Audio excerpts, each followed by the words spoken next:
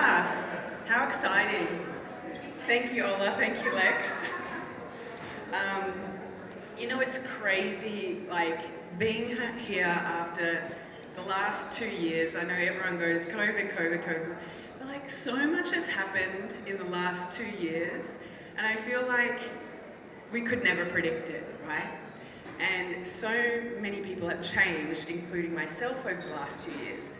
And we couldn't predict that. So I guess that's my point, is that the future, and when I talk about the future is always changing, and so are we, as people, as humans.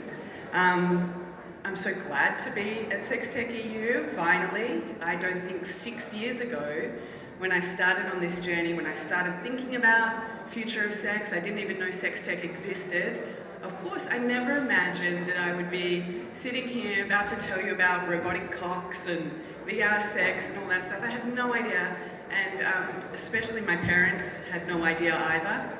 So yeah, our ideas about ourselves, our ideas about the future of sex, our ideas about the future are always changing. So, when we think about that, I believe that the future, and after talking to, I'm not a futurist, by the way, but I've spent the last 6 years talking to people that think they know what the future is and then it changes. But I think what futurists or trend reporters do really well is identify patterns and look and listen. I always say never miss a good chance to shut up, because that's when you learn so much about what people think, their ideas, their own beliefs about sex, and of course their own beliefs about themselves. And so after hundreds of interviews, I think the way I like to think about the future is that the people that think they know about the future are really just the ones that have the ability to go there in their minds. And with sex, of course, it's so stigmatized, there's so much taboo, as we all know. I feel like I'm speaking to the crowd that get it. But it's really hard for people to think about the future of sex. It's actually very hard for people to think about sex, not only in the broad landscape, but of course at home with the people that they have sex with.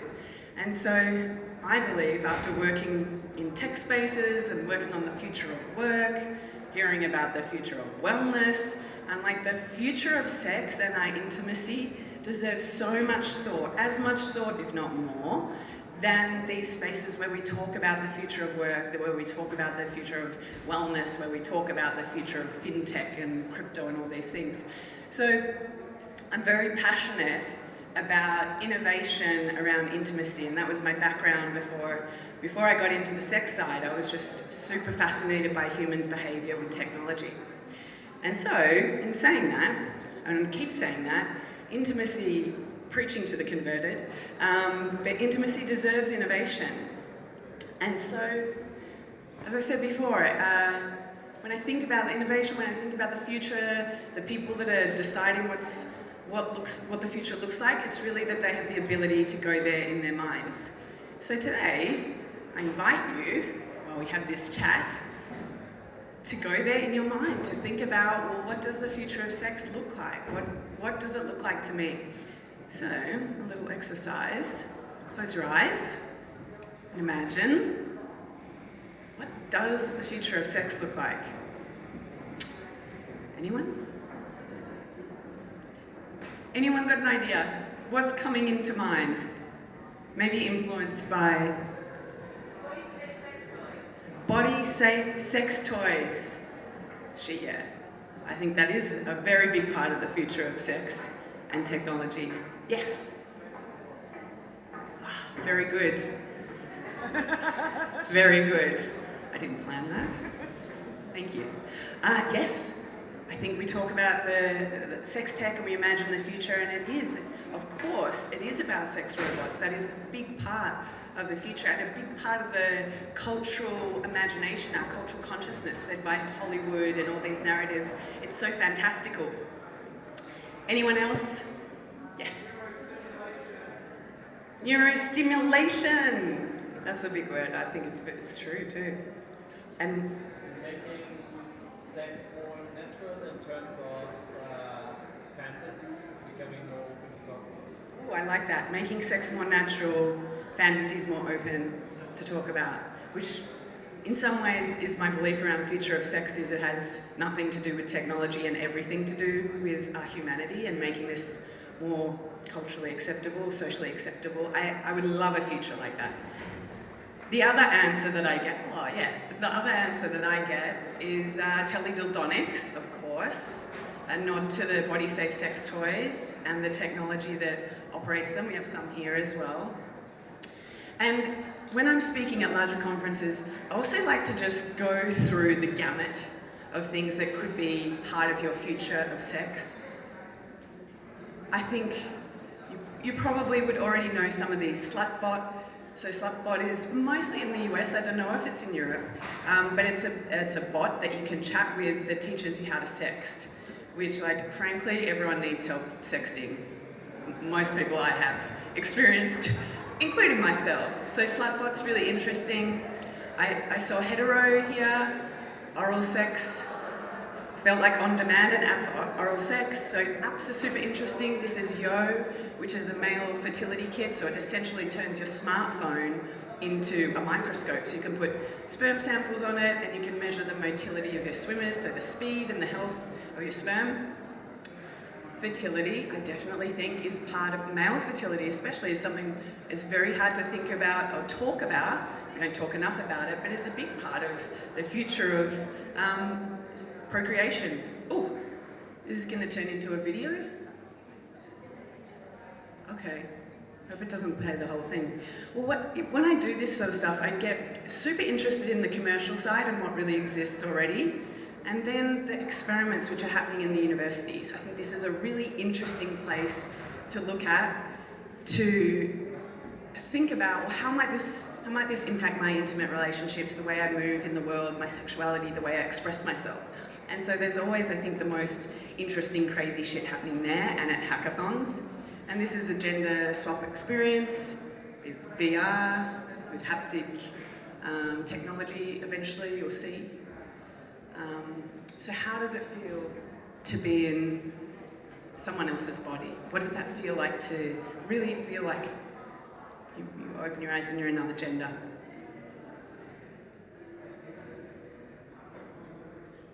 And this isn't new. This is like, I think a couple of, it's right around when I started doing Sextech and I found this and I thought, this is super interesting to think about this sort of stuff and how it impacts the way we move in the world and our sexuality. And then again, more commercial stuff, but started out with a founder that had an idea. If you haven't seen the ONUT before, the ONUT is designed to reduce the depth of penetration in heterosexual sex for pain. So it's to alleviate pain. I think Soon was saying today it's like 3 out of 4 women that experience painful sex in their lifetime.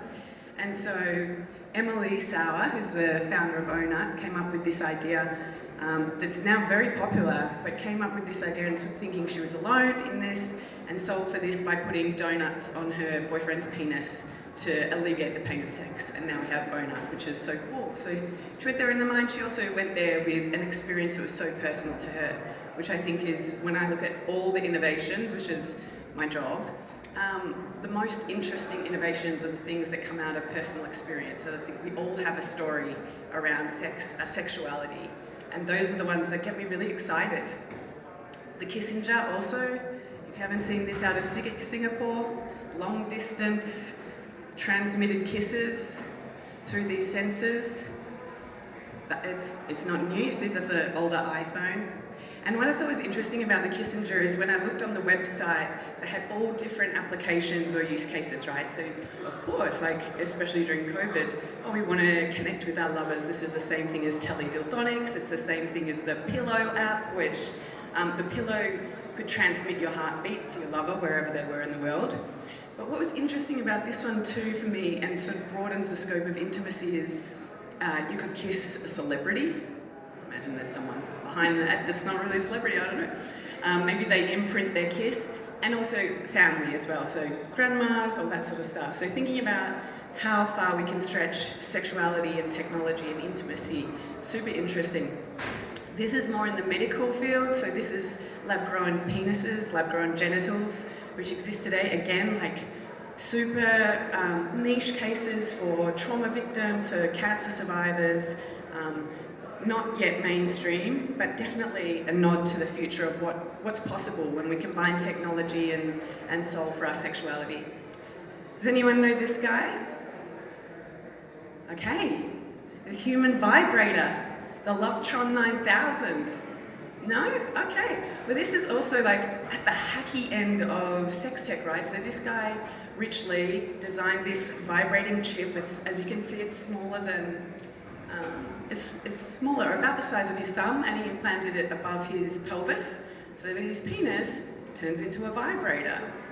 So body mod is super interesting cases, you know, that are definitely not yet commercial, and I don't know who's going to buy that and implant it, but there's definitely a market for it. But how are we fusing with technology, how are we integrating with technology, which of course we all experience anyway with our apps, right, as like the third limb. And then this was like super hacky, which I love this shit too, is these guys with gaming connected their butt plugs to the game.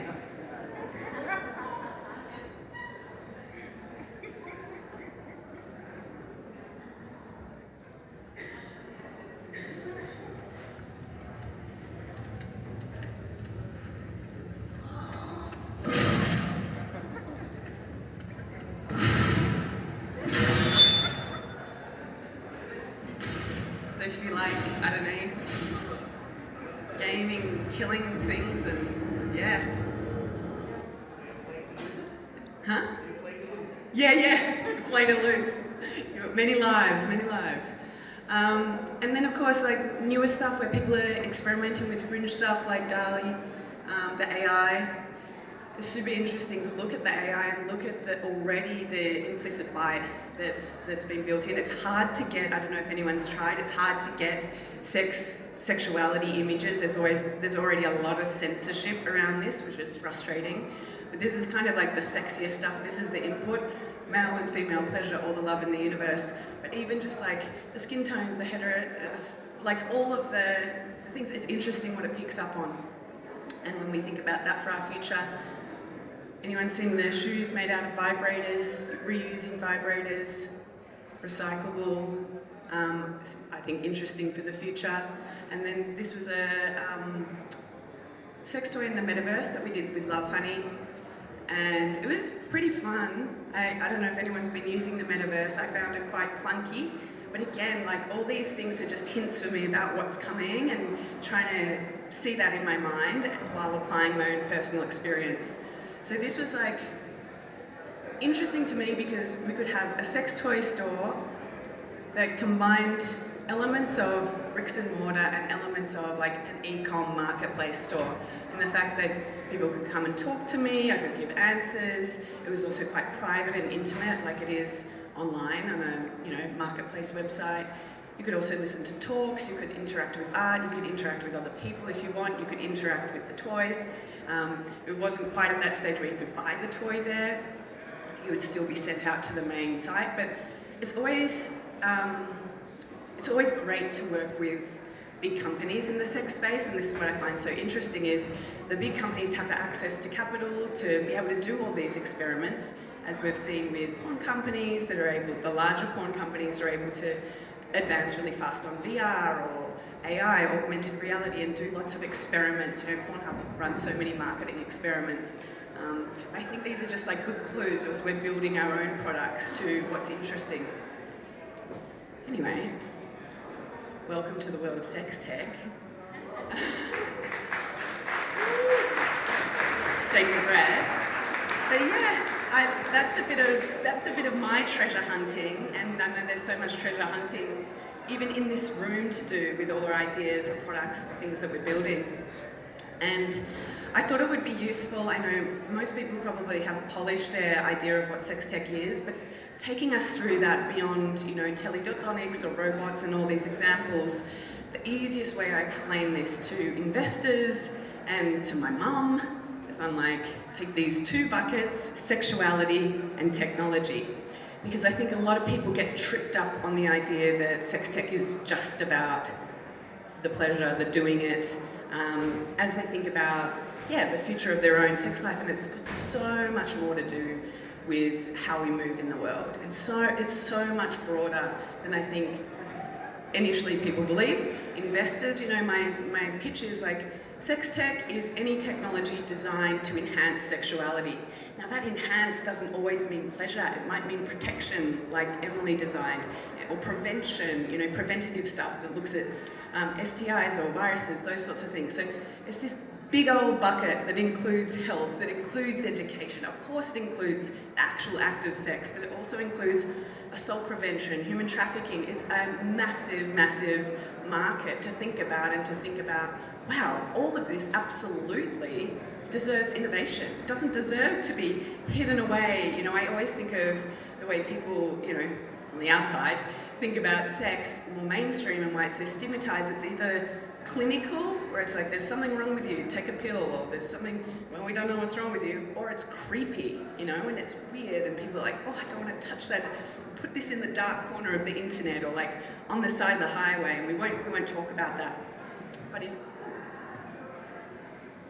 in fact, it's so much of who we are. And again, a nod to Zoom's talk this morning about like, sex is niche. Like, are we all doing it? How did we get here? And then of course on the tech side, I think a lot of people get tripped up that it's got to be some complex, sophisticated technology, and that's super cool, Hooking your butt plug up to a game is freaking amazing. But it doesn't have to be. It ranges from the VR and the mixed realities right down to apps and websites, and of course, the oldest sex tech in the world, the 30,000-year-old stone dildos, right, that were found in a cave here in this country. So sex tech isn't new, but the way we create the future is another old piece of sex tech. And there's so many ways to slice and dice and think about this. So I'm just trying to sort of give you a lot of different ideas of how you can make sense of it or apply layers of your own experience to it. 5 minutes? Okay, I'll speed up. Anyway, so there's another way you can slice and dice it. I did this with the futureofsex.net. I'm futureofsex.com, both looking at the future of sex. And this is back in 2016, thinking about, we could divide it up by technologies, immersive, robotic, remote. And always, I'm sure you get this question when you're designing sex tech or building sex tech, people are like, oh, this is evil. This is gonna replace us all the robots gonna replace us. And it's so, in my prior life, when I was in other tech, I also felt that too with the office and, they're gonna replace us as workers. And it's just like such a familiar trope to me, and I feel like people are either gonna go utopia, like this is the best stuff ever, like you guys, or this is all gonna replace us. And I firmly disagree that it won't, because I think at the end of the day, it's to do with humans, right? It's to do with our ideas, how we see ourselves in the world, our imagination, our creativity, sense of mystery and intuition, like things that robots can't do, right? Robots are good at logic and technology is good at algorithms, but this is like super important to remember, is like, it's not the technology that's leading us down the wrong path. Like, technology doesn't care about your feelings. Technology has no ethics, right? It doesn't care if you're enjoying things or it's hurting you.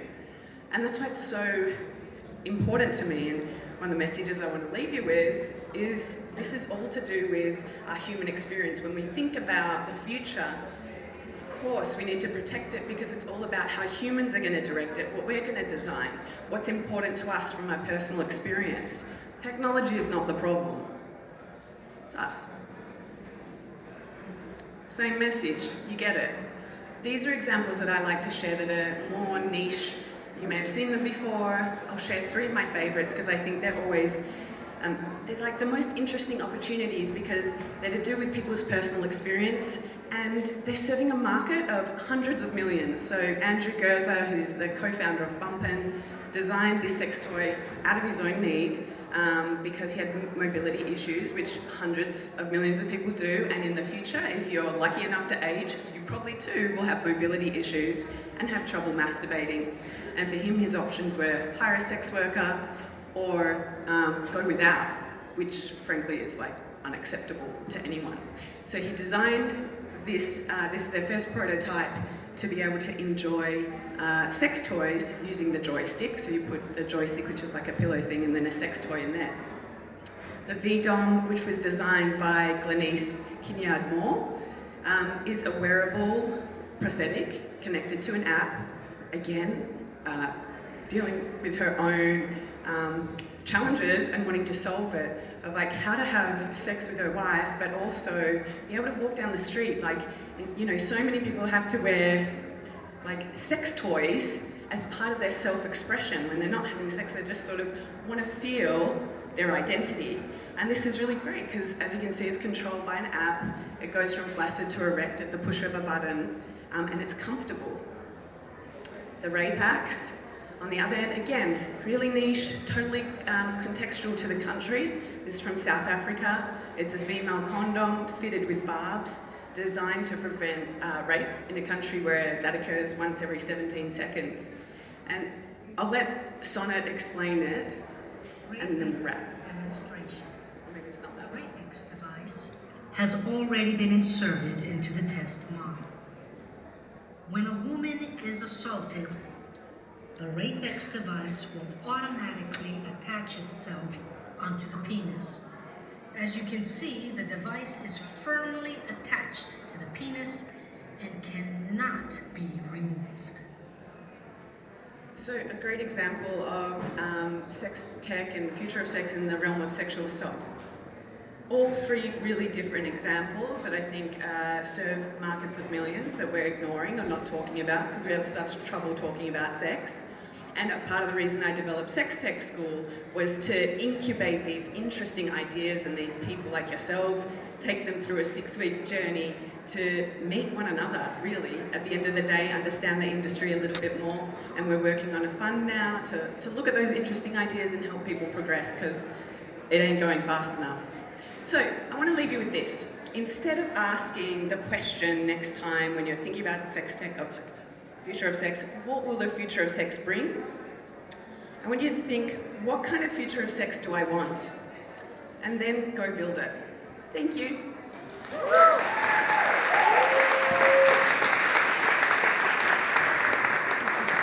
Or you start doing the jig. All right, we have questions. I'm going to come into the middle. I'm gonna give this back to you. Hey. Hi. So, all fun and games, what you're saying. Brilliant presentation. Thank you so much. I'm a huge fan. But, Don't go hard on me. yeah, you know, what about, and you're saying robots will not replace humans and so on, and yes, I mean, I have a story to tell, I'll tell you later. But what about Gatebox and all of these AI dolls which are actually replacing partners, and people are marrying Gatebox and so Yes, on. yes, I didn't include Gatebox in the presentation. If you haven't seen Gatebox, it's like a, what would you call it, a hologram girlfriend. It's in a glass cylinder and she looks like a blue, we can change her outfits now, a blue teenage girl. And she's like a Google Home or Alexa, but is like a cartoon in a glass cylinder. Controls the temperature in your house, controls the lights, but also sends you these emotional text messages like when you're going off to work and she's like, I miss you. Oh, wow, this is awesome. Someone misses me. And so in Japan, it's got to the point where people are marrying Gatebox. And if you work for Gatebox, you get her birthday off, which is so interesting. And like my answer to that really is like, of course there's going to be a subset of the population that are going to go there and do that. There are people already that are so lonely and isolated that use internet chat forums, and you know, they marry their avatar on there. So I don't think it's a big stretch. I'm just a fucking optimist. I swear, yeah. I'm just an optimist, and I just am like, I have more faith in the people building this stuff short that's going to happen. We've seen people with sex dolls, they have 5 sex dolls and they're probably going to be robots. Those people are definitely inclined to do that. I just don't feel like it's the majority of us. But I'm an optimist and you're not.